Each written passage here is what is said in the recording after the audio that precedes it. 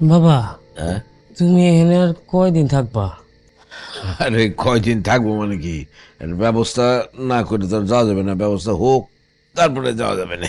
আমার মনে হয় না ভাইজান কোনো ব্যবস্থা করতে পারবে। কেন? ভাইজান এই মাসখানেক আগেই একটা ফ্ল্যাট কিনছে 1.5 কোটি টাকা দিয়ে। সে টাকা দেবে কোত্থেকে তোমারে? ওমা, তোর এই সমস্ত কথা কে বলছে? নবাব বলছে। নবাব একটা ছেলে, তার কথা, ওর কোনো কথা আগামাথা আছে নাকি? মেন্টালি একটু ডিস্টার্ব আছে। নবাব আমারে দলিলও দেখাইছে, আমি নিজে সেই দলিল দেখছি।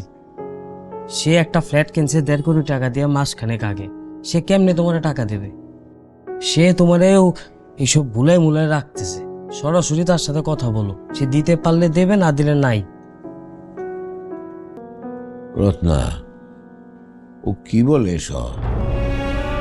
আমি তো না যাই না বলতেছি না, আমি দেখছি, আমি পড়ছি দলিলে কি লেখা।